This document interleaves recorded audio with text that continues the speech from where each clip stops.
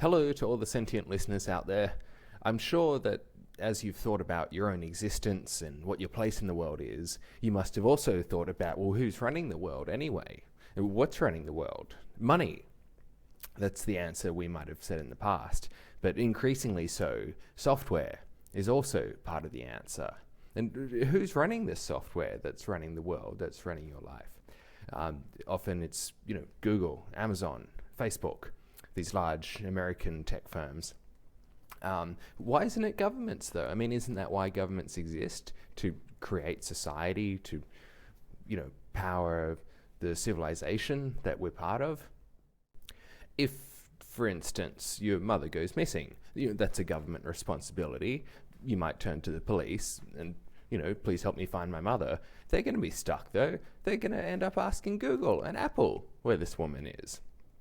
And so, one of the reasons that governments aren't doing their job at the moment is a concern about privacy. Well, the government can't know where I am, but, I'll happily tell Google, I'll happily tell Apple.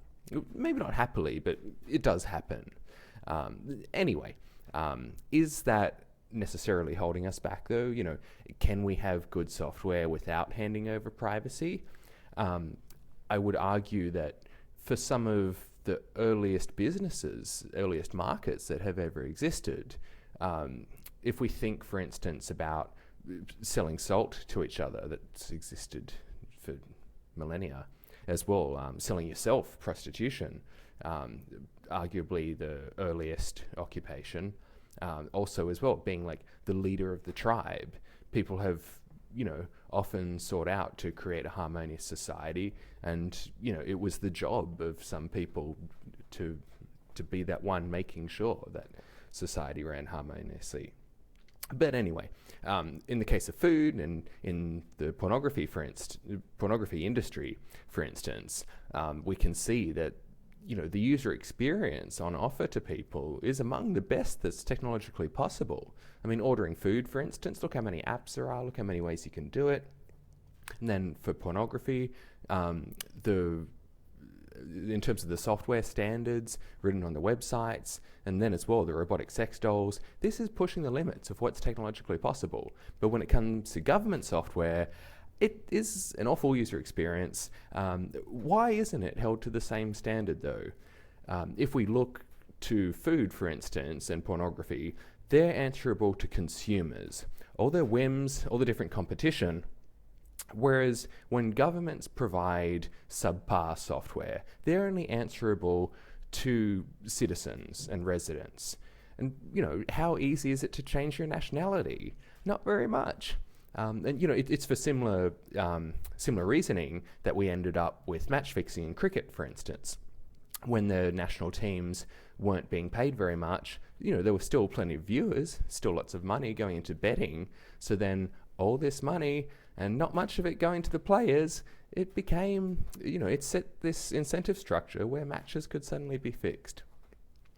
But anyway, in this video, we'll be exploring how open source software is one of the keys to enabling nationality as a service, how it'll create a better software experience that can only exist in an opt-in situation where people voluntarily submit to this new society because they like it and because it provides, not just a more enjoyable life, a more productive life. But again, it's only possible if we submit to it, if we trust it. Anyway, this software will be providing will eventually provide all the services for our everyday lives that are meant to be provided by the government. And, we can think of it too as, not just transactions once in a while, but, we're part of this society. It's actively helping how we live. We can think of it a bit like an assistant. And then, for the example of trust, let's consider, you're going to hire a personal assistant. They're going to come into your house, may interfere with things. You have to very much trust this person. And imagine if you could create perhaps a clone of yourself and then hire that clone to be your personal assistant, carrying out actions on your behalf. I would argue that this is a good analogy for open source software. If you're creating a software program, this complicated set of rules. If this thing happens, this is how we shall react. Imagine handing over these instructions to your personal assistant. Will they carry them out? Will they even understand them? So if you can read and even edit the code, same as editing a Wikipedia article, if you can be part of that process, what's not to love? This assistant will be the most loyal and will serve you in the way that you enjoy most, creating a harmonious society for anyone who would like to read and to write this Wikipedia article, this open source software. So now that we've sort of defined what open source Nationality as a service is, in this video I should say we're also going to explore how governments are currently limited by trust, how bad software skills will no longer be acceptable in our future society. We'll explore how nationality can be decoupled from our existence in a physical geography. We'll talk about the funding benefits for the software if we all pull our resources together.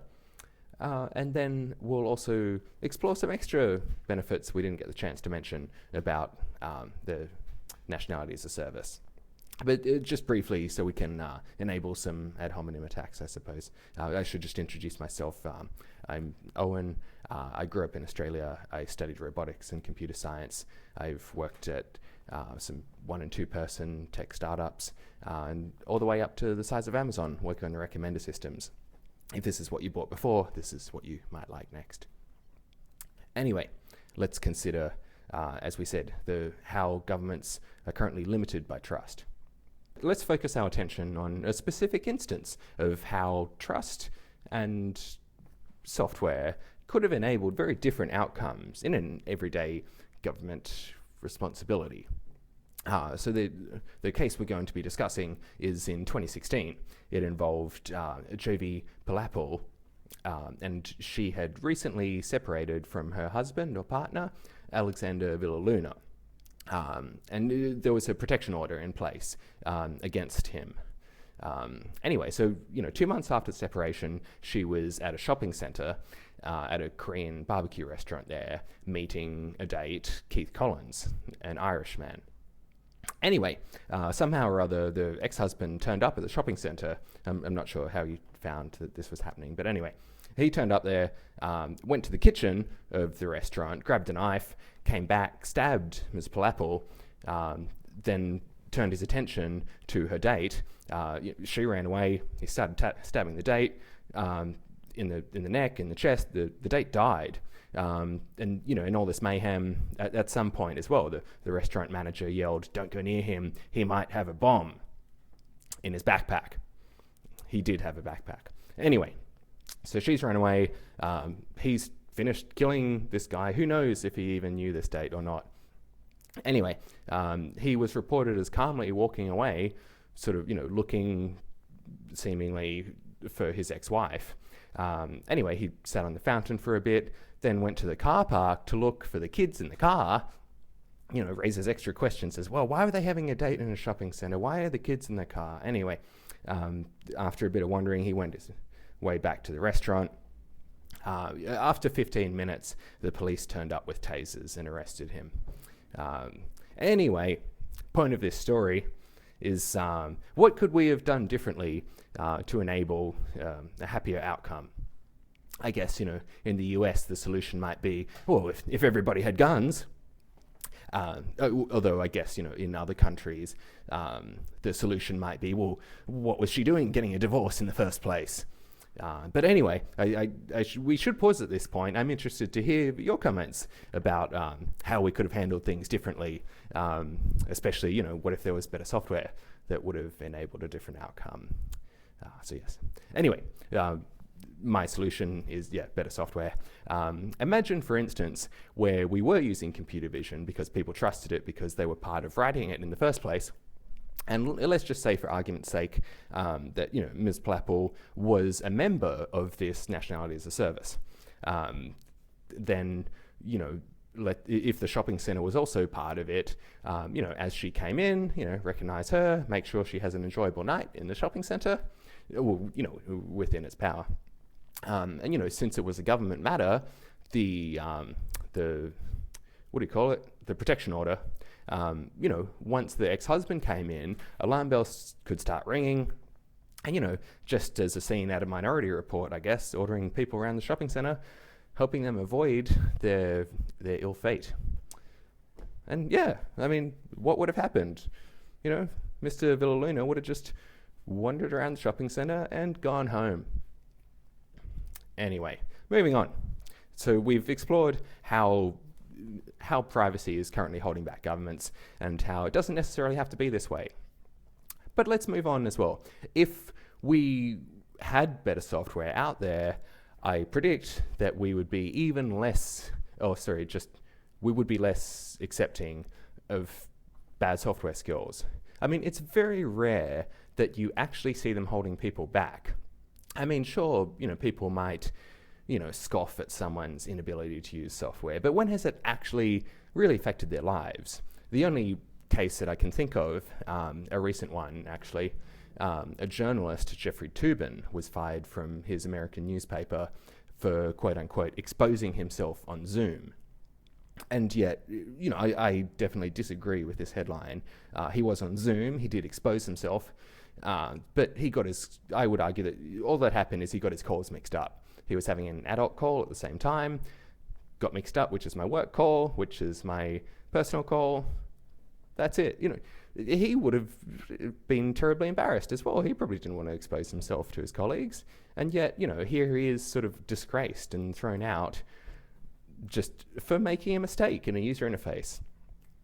But as well, governments have also been suffering from software inabilities, not necessarily being actively punished, but I'll bring your attention to a recent example in New Jersey, a state of the US. So during the pandemic, that changed a lot of conditions for, how government agencies operate, a different nature of claims, different magnitude of claims. In some particular department, they were being overwhelmed.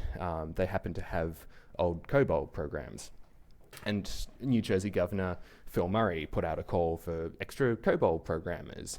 And people actually answered the call, working voluntarily to help this government agency that could have just paid for extra staff over the last few years and written good software.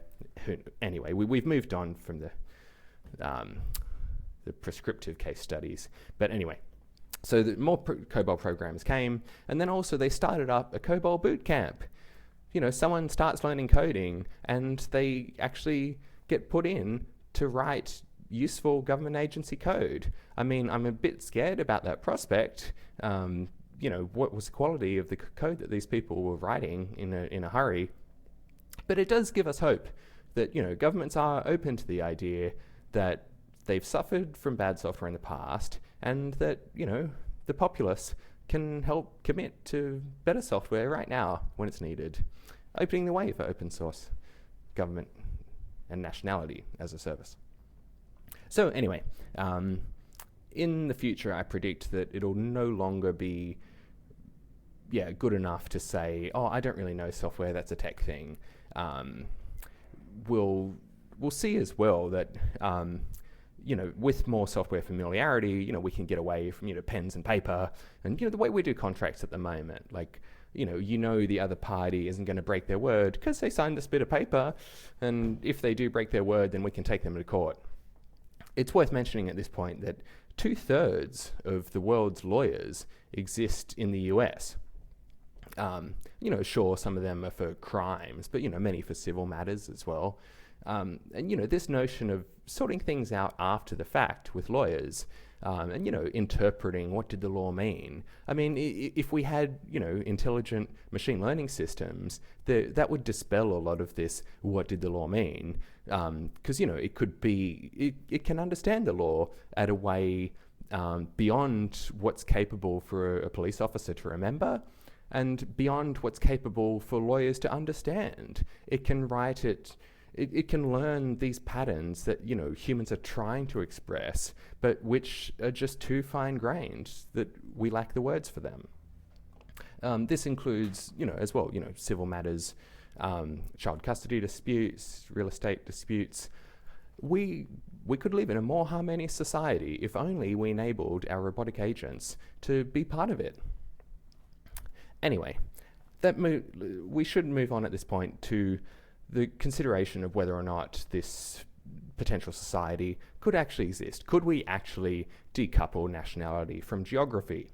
The old way of running things has been to say, well, you're in this land and this is our land. We'll control it with a military and, provide a nice society in this physical spot. And in return, we control you and you pay us taxes. But increasingly, it's becoming less coupled like that. I mean, already there are nations with discontinuous geography. If we look, for example, at Russia, at Azerbaijan, we might also consider, in the case of Italy, in their elections, there's a specific candidate who gets elected to represent the Italians overseas because they have a large diaspora. And so, just because someone's not in your country anymore, they still have an influence. They still can participate in your country. It's also worth noting the digital citizenship of Estonia. Anyway, in regards to the notion of people living outside your country, that also invalidates many existing laws. I mean, Australian media laws, for instance, about defamation, or also in various crimes, you're meant to censor the names of children. But that only applies to that can only apply to Australian media. I mean, anyone else in the world can write about these Australian events, and Australians might read that. And so, most of the rules that Australia imposes on the media are just not realistic. It's this notion that, we control your world because of your spot here. But, we have the internet, we have airline travel. The whole notion that geography has to be coupled to your nation is, in this day and age, ridiculous and can no longer feasibly go on like that. So, with that point proven, we can move on to the next point. The funding benefit that would arise from pooling our resources together in terms of data and money in order to create this new nationality. So it's worth mentioning that in order to train the state-of-the-art image classifiers, this costs millions of dollars. This is the notion of seeing an image and, who's the person in the image, what objects are in the image, that sort of thing. But anyway, OpenAI, they started off as this sort of benevolent research organization and sort of industry body think tank. But now they've had to move to become just, a profit-driven company, same as most useful organizations in the world. Because, there's so much cost involved, and also they provide significant benefit. I mean, if we look at GPT-3, for instance, that's perhaps their modus, or their magnum opus so far. So this is capable of basically understanding text. So, you can ask questions, for instance, like, in this text, who's Jesus? Was he a character? Or what, like the order of events, and generative text as well. You can give it just a sentence or two, and it can generate a whole blog article. And so we're very rapidly advancing to a world where we will no longer know what's real. Not only will this content be just sort of made up gibberish, it's happening in the visual world as well. I mean, we see going hand in hand with our ability to recognize people's faces is the ability to generate new faces of people who potentially don't exist. And one way to combat that is through a company, Clearview, They have 3 billion faces now, 3 billion people's faces registered now in their service. So in the very near future, people will keep complaining about they want their privacy, but suddenly I would say be careful what you wish for, because if in the very near future the world is flooded with spammy gibberish for words and non-existent people in the visual space, it'll become a very real concern. In order to interact with society, people will be asking you, are you a real person?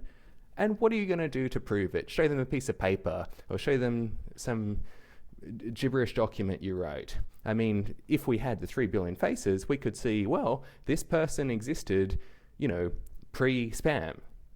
This person, we knew they were a real person. And as well, we need governments for this sort of society.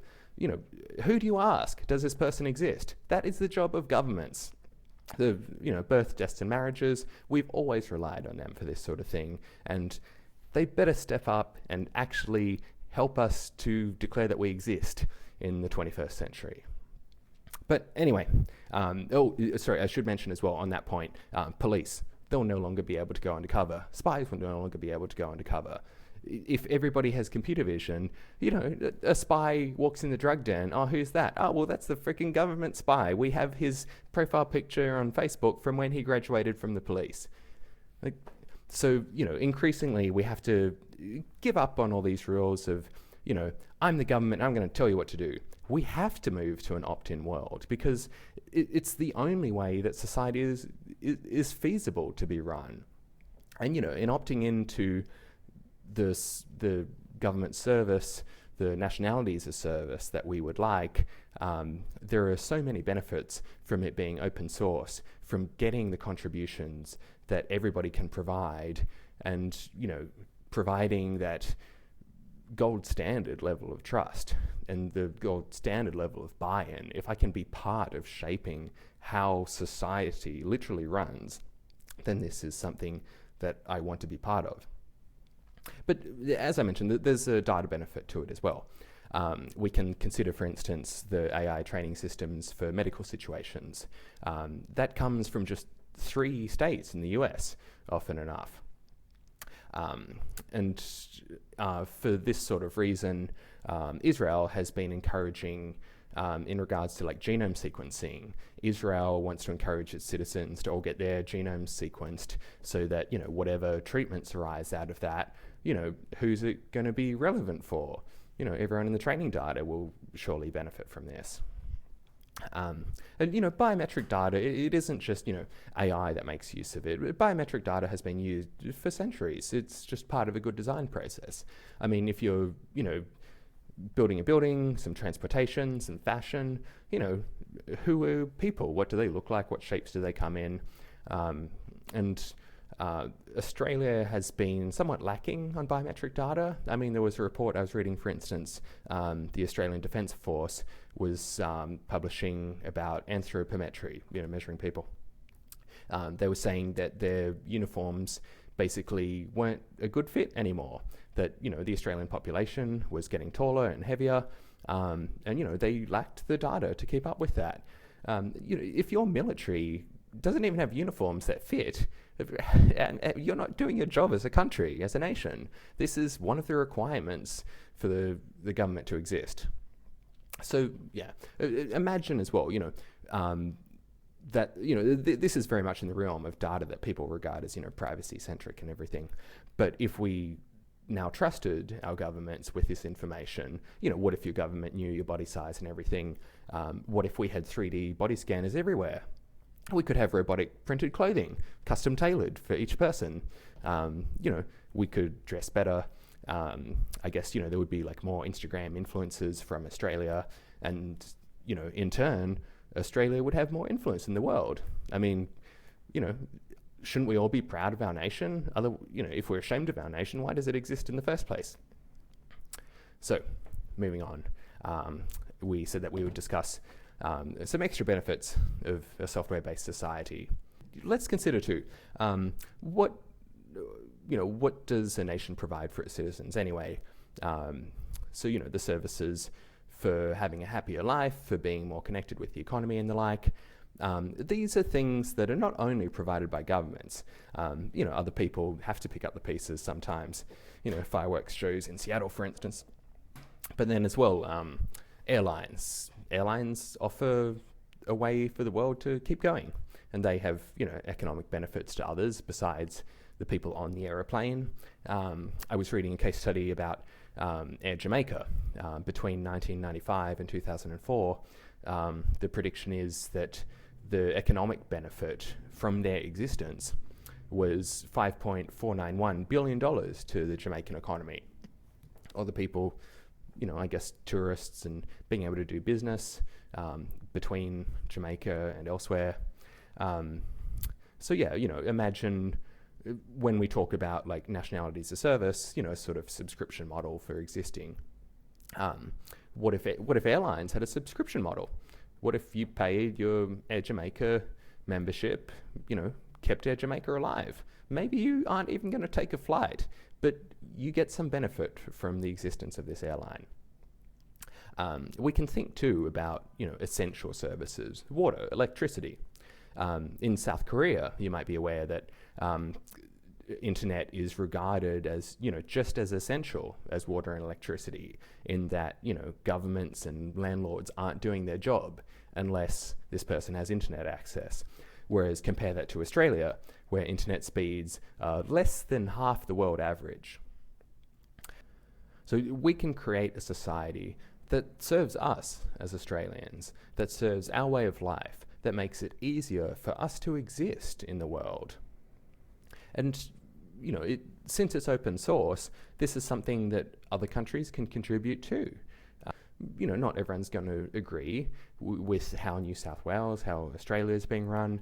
If they like, they can split off, but we'll still have a lot in common. But perhaps a good analogy is like, forking on the Ethereum blockchain, or any GitHub project. Create a slightly different society that suits their own needs. Since there's still so much common overlap there, we can still, there's still the potential for us to learn from other nations, for us all to create best practices, and basically to live a more harmonious life. We can create a world that specifically serves us as humans as well. I mean, if we look at the internet, for instance, the World Wide Web, I should clarify, then that's no longer built for humans. That's built for Google Scraperbot. Then our roads too. Are our roads built for us, or are they just built for our cars? Specifically pretty cars with insurance. Even our geographical existence. Consider how many Australians there are, 25 million or so, and yet there are 29 million pets. At some point, we have to ask ourselves, have we actually created a world for humans? Or how much better could the world be for pets before we declare, actually, this is who the world's for? But enough about pets. Let's just summarize the topics we've covered in this video. We've seen how governments are limited by trust at the moment, but they don't have to be with an opt-in model for nationality as a service. We've seen how that will create a higher standard for how people are meant to interact with software and what's going to be socially acceptable. We've seen that nationality can indeed be decoupled from geographical existence. We've explored the funding benefits, and so I guess this leaves us for the next video, we can further explore how society does currently exist and how it can exist in the future for non-human entities, especially biological animals. But also the lives will be improved for some non-human entities that are currently underappreciated, like Tamagotchis, or some non-human entities that are actively suppressed, like Surimi. But anyway, that's for the next video. To keep up to date about the events happening for the non-human party, or perhaps to contribute in some capacity, whether that be thoughtful comments or volunteering to help contribute to the effort for the next election, please subscribe to stay in the loop or reach out to me.